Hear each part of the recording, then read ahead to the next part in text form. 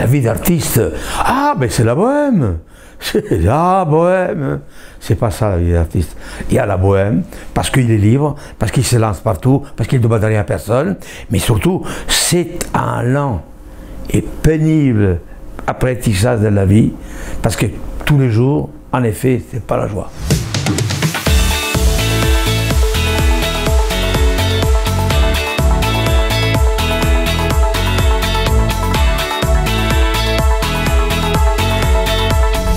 S'assumer dans cela fait partie aussi du bagage pour être un artiste.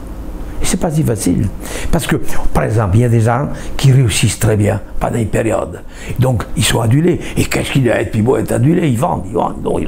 Et puis, du jour au lendemain, il n'y a plus rien. Et si je regarde tout ce qui est les romances, du Bourget ou d'autres, c'est la bohème, c'est pour un artiste, c'est le 7e étage, c'est sauter un repas par jour. Je devais remarquer que quand ma belle-mère m'a demandé la main de ta mère, je peux t'assurer que je lui ai offert un repas par jour au 7e étage. Mais j'avais 26 ans à l'époque.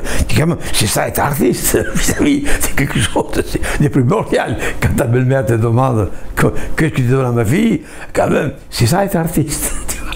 C'est dépasser le stade pour aller autre. C'est ça être artiste. C'est la galère, mais j'ai dit, il faut s'assumer. C'est la galère. Pour certains, toute la vie est une galère pour certains. Pour d'autres, c'est la gloire, c'est le machin, etc. Qui le méritent, attention, je ne discute pas pour dire qu'ils ne méritent pas. Mais ça dépend. Il y a des gens qui réussissent et d'autres qui ne réussissent pas. Comme la chanson, comme d'ailleurs, dans tous les artistes.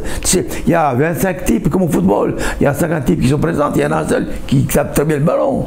C'est ça la vie d'artiste. Elle n'est pas seulement accoudée à l'œuvre, aux arts en général, et à la vie aussi. Je pense qu'il peut y avoir une règle.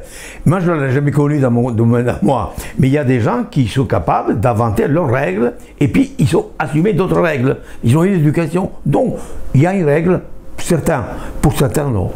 D'autres, ils arrivent tout seuls, parce qu'ils ont le génie, et parce qu'ils ont en soi, et d'autres ont besoin de règles pour faire, et ils font quand même. Donc, il n'y a pas de méthode spécifique. Il n'y a pas de méthode spécifique. Un secret de réussite? Non, je pense que chacun a sa réussite. Il a de la chance si tout va très bien, qu'il n'a pas de maladie, qu'il se porte bien. J'ai 86 ans, j'ai pas eu de grosses maladies. J'ai eu de 6 mois à 5 ans, on m'a charcuté les pieds. Et après, j'ai toujours eu de la chance. Et au fond, j'ai eu de la chance, parce que vu la conjoncture de ce qui se passe à gauche, à droite, je suis né dans un pays chanceux, ça fait 70 ans qu'il n'y a plus de guerre, j'ai vécu un monde fabuleux, donc zut, je regrette de quitter ce monde, parce qu'il est encore beau. C'est tout ce qu'il y a à dire. J'ai eu la chance d'avoir vécu un monde fabuleux. Entre la fin de la guerre et en 2017, pour moi, ça a été une merveille. Le changement, la progression du monde, et en plus, je reviens, les amitiés, et en plus, j'ai ma famille qui est toujours là, et dans laquelle ça m'a donné la plus belle chose de la vie.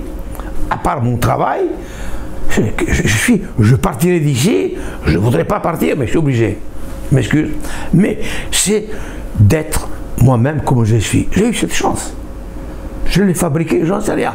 J'ai eu. Pour moi, le secret de la réussite, c'est d'abord être toujours soi-même et ne pas rendre responsable les autres de ce qu'on fait. C'est soi, soi et soi.